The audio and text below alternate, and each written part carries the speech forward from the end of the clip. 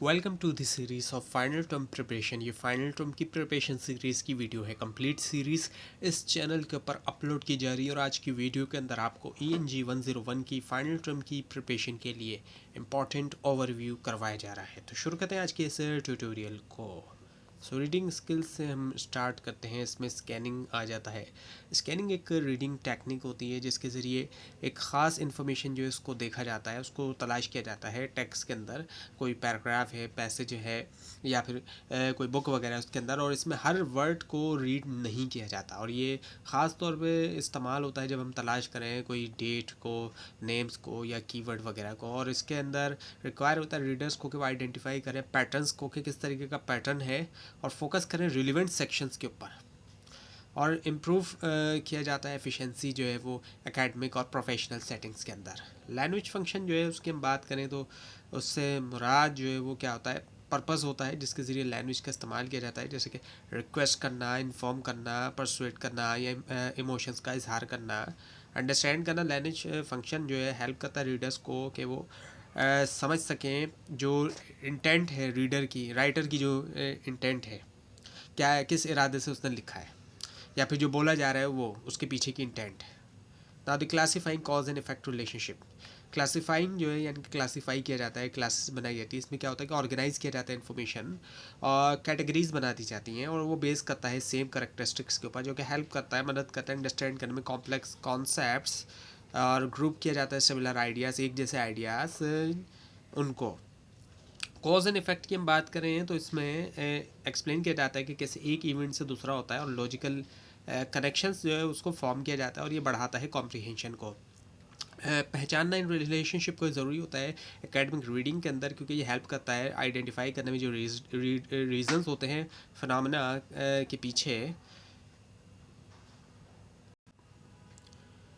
ना representing information graphically flow chart. अब information ना सिर्फ लिखी जाती है वर्ड्स के अंदर, बल्कि इसको ग्राफिकली भी जो है वो प्रेजेंट किया जाता है, जैसे कि फ़्लो चार्ट वगैरह है। सो फ्लो चार्ट जो है एक विजुअल टूल होता है जिसके ज़रिए रिप्रेजेंट किया जाता है प्रोसेस, सीक्वेंस और सिस्टम्स को यूज़ करते हुए। इसमें सिंबल्स आप देखते हैं कि कुछ सिंबल्स होते हैं कुछ खास किस्म के, और कुछ एरोज़ वगैरह का इस्तेमाल किया जाता है, और ये सिंप्लीफाई करते हैं कॉम्प्लेक्स इन्फॉर्मेशन, इनकी जो मुश्किल किस्म की इन्फॉर्मेशन होती है उसको तोड़ा जाता है स्टेप्स के अंदर, और ईजी बनाया जाता है अंडरस्टैंड करने के लिए और फॉलो करने के लिए। सो फ्लो चार्ट्स जो है वाइडली इनका इस्तेमाल हम देखते हैं, बहुत ज़्यादा इस्तेमाल हमें बिजनेस में दिखाई देता है।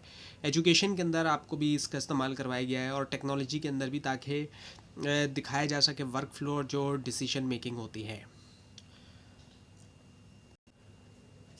एक एग्ज़ाम्पल अगर हम लें तो एक फ़्लो चार्ट इससे लिखने के लिए, उसमें अगर हम देखें तो उसमें कुछ ऐसे स्टेप्स होते हैं जैसे कि ब्रेनस्टॉर्मिंग करना, यानी जो भी आइडिया आ रहा है उसको लिख लिया जाए, ज़्यादा से ज़्यादा आइडियाज़, फिर उसकी आउटलाइनिंग करना, ड्राफ्टिंग करना और रिवाइजिंग करना, इस तरीके से। सो यूज़ करना फ्लो चार्ट को ये बढ़ाता है, क्लैरिटी भी सपोर्ट करता है विजुअल लर्नर्स, ऐसे लर्नर्स जो देख के ज़्यादा बेहतर सीखते हैं, और क्विक रेफरेंस भी इससे जो है उसमें भी मदद मिलती है। Now the writing skills. अब राइटिंग स्किल्स की हम बात करते हैं, सेंटेंस की टाइप्स की हम बात करते हैं।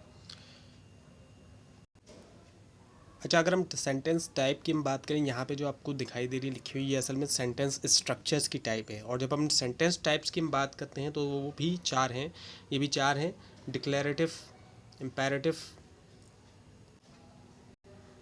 इंट्रोगेटिव और एक्सक्लेमेटरी। इन दोनों के ऊपर जो सेंटेंस टाइप्स हैं और सेंटेंस स्ट्रक्चर है, इनकी डिटेल में वीडियो मौजूद है हमारे इंग्लिश ग्रामर के जो सीरीज़ है उसमें भी। अगर वो आपको चाहिए डिटेल में आप देखना चाहते हैं तो उसका लिंक भी आपसे शेयर कर दिया जाएगा अगर आप कमेंट करेंगे। तो अब यहाँ पे हम समझते हैं जो डिक्लेरेटिव टाइप होती है, इसमें ये जो है वो फैक्ट्स की बात की जा रही होती है, थॉट्स की और ओपिनियन की, और ये जो है फुल स्टॉप के साथ इसको एंड किया जाता है। जैसे कि he loves travelling with friends, ये हो गया डिक्लेरेटिव सेंटेंस। इम्पेरेटिव की हम बात करते हैं तो इसमें किसी को कोई ऑर्डर दिया जा रहा है, रिक्वेस्ट की जा रही है, ये होता है इसमें, जैसे कि go to the grocery shop हो गया।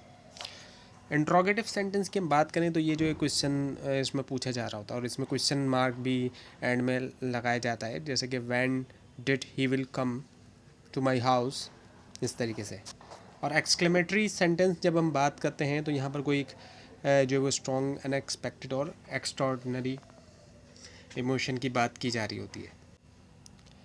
जैसे कि please talk to me now, और अब यहाँ पर जो प्लीज़ होगा उसके बाद कॉमा, और जो टॉक टू मी नाउ है उसके बाद एक्सक्लेमेशन मार्क, इसमें अक्सर एक्सक्लेमेशन मार्क का इस्तेमाल किया जाता है।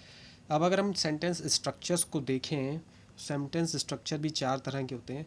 इसमें सिंपल सेंटेंस जो होता है ये आसान भी होता है, और इसमें क्या होता है कि सिर्फ एक ही इंडिपेंडेंट क्लोज जो है वो शामिल होता है, और एक इंडिपेंडेंट क्लोज ऐसा होता है जो कि ख़ुद एक सेंटेंस के तौर पे उसको इस्तेमाल किया जाता है, तो इसके अंदर एक कंप्लीट थॉट को क्लियरली तौर पे बताया जा रहा होता है। जबकि कंपाउंड सेंटेंस की हम बात करते हैं तो ये वाकई में कंपाउंड ही होता है। इसमें क्या होता है कि एक से ज़्यादा इंडिपेंडेंट क्लोजेज होते हैं और यूज़ किया जाता है कंजंक्शंस को ताकि लिंक किया जाए उनको आपस में। जबकि कॉम्प्लेक्स स्ट्रक्चर की, सेंटेंस स्ट्रक्चर की हम बात करें तो ये थोड़ा कॉम्प्लेक्स ही होता है, क्योंकि इसमें कंबाइन किया जाता है एक इंडिपेंडेंट क्लोज, साथ में एक या ज़्यादा जो है वो डिपेंडेंट क्लोज भी हो सकते हैं। और कॉम्प्लेक्स, कंपाउंड कॉम्प्लेक्स की हम बात करते हैं जो कि सबसे बड़ा सेंटेंस होता है, ये काफ़ी बड़ा सेंटेंस हो सकता है। इसके अंदर हम शामिल करते हैं मल्टीपल इंडिपेंडेंट और डिपेंडेंट क्लोजेस का। So now the effective sentences, unity, coherence and emphasis. जो इफेक्टिव सेंटेंस होते हैं उनमें हमें यूनिटी, कोहेरेंस और एम्फेसिस दिखाई देता है। यूनिटी की हम बात करते हैं तो इसमें ये होता है कि तमाम सेंटेंस जो होते हैं, तमाम पार्ट सेंटेंस के, उसमें वो एक ही आइडिया के बारे में होता है और अवॉइड किया जाता है कोई भी इररिलेवेंट किस्म की जो डिटेल होती है, इररिलेवेंट किस्म की, गैर ज़रूरी किस्म की डिटेल, उसको अवॉइड किया जाता है। जबकि कोहेरेंस एंड फ्लो की हम बात करें तो कोहेरेंस से मुराद लॉजिकल फ्लो होता है, क्लैरिटी होती है, और इसको प्रॉपर वर्ड ऑर्डर के ज़रिए, ट्रांजिशन के ज़रिए अचीव किया जाता है, हासिल किया जाता है। और एम्फेसिस की हम बात करते हैं, ये हाईलाइट करता है की पॉइंट यूज़ करते हुए टेक्निक, जैसे कि वर्ड प्लेसमेंट हो गया, रेपिटेशन हो गई, या फिर पंक्चुएशन वगैरह का इस्तेमाल हो गया। Now the identifying and revising sentence errors. Common sentence error की हम बात करें तो उसमें शामिल होते हैं फ्रैगमेंट्स, रन ऑन सेंटेंस और फॉल्टी पैरेललिज्म। फ्रैगमेंट के हम बात करें तो उसमें जो है क्या होता है कि कंप्लीट टॉट की कमी होती है, जबकि रन ऑन के अंदर इम्प्रॉपरली ज्वाइन किया जाता है क्लोजेस को और बगैर करेक्ट पंक्चुएशन के। जैसे कि पीछे आपको बताया गया था, कंपाउंड सेंटेंस में होता क्या है कि दो जो है वो इंडिपेंडेंट क्लोजेस जो है वो शामिल होते हैं, तो इनको प्रॉपरली कंबाइन नहीं, ज्वाइन नहीं किया जा रहा होता। जबकि फॉल्टी पैरेललिज्म जो है होती है जब एलिमेंट्स जो एक सीरीज़ के अंदर तो होते हैं लेकिन वो सेम ग्रामेटिकल स्ट्रक्चर फॉलो नहीं कर रहे होते।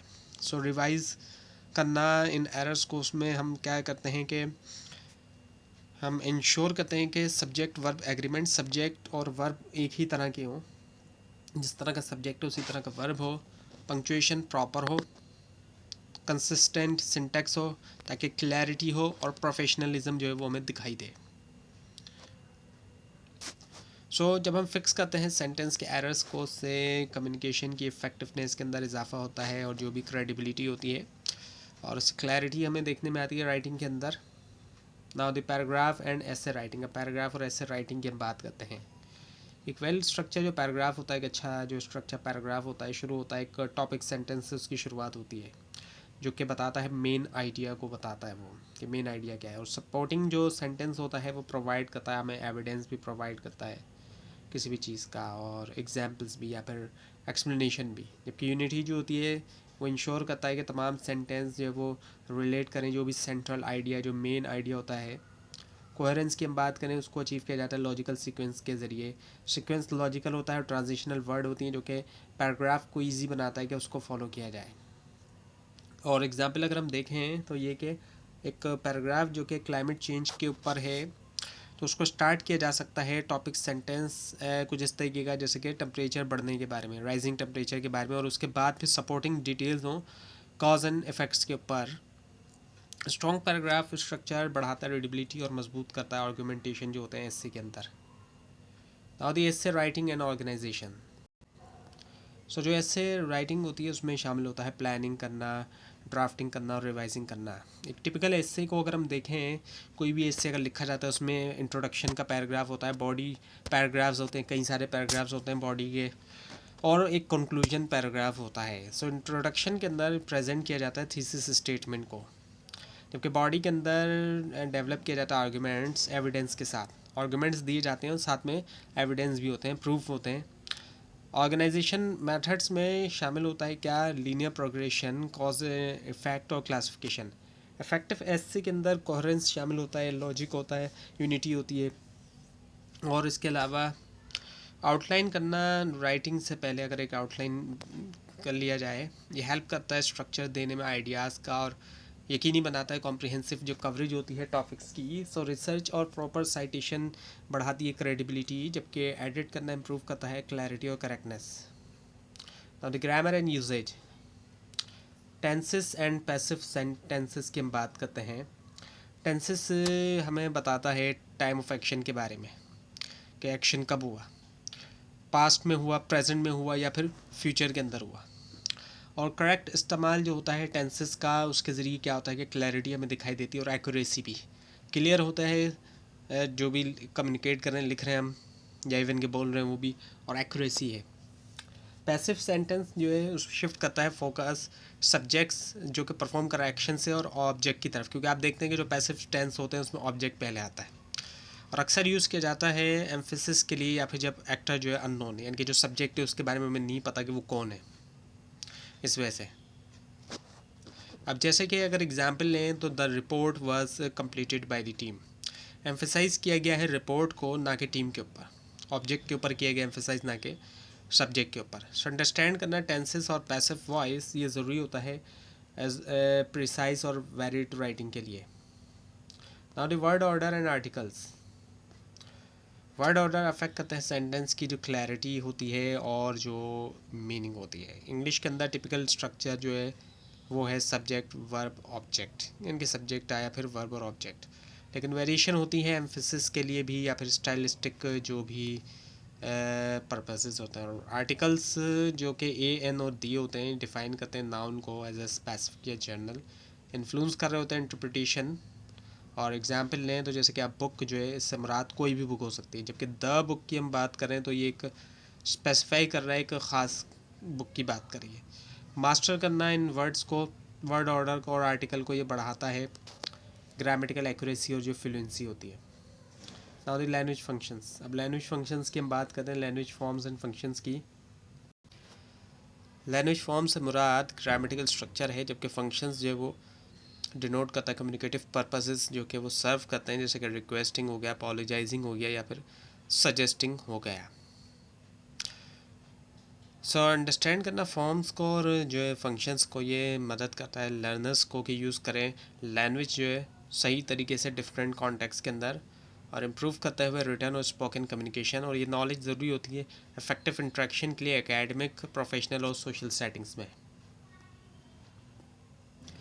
तो ये थी आज की वीडियो, आज का ट्यूटोरियल। आपको इस बारे में कोई क्वेश्चन है ख़ास तो बस में कोई मिस्टेक दिखाई दे, ज़रूर हाईलाइट कीजिए। और इस पूरी सीरीज़ को देखने के लिए और फाइनल टर्म एग्जाम्स की प्रिपरेशन के लिए इस चैनल को सब्सक्राइब कीजिए, बेल आइकन के ऊपर क्लिक कीजिए। Thanks for watching this video and best of luck.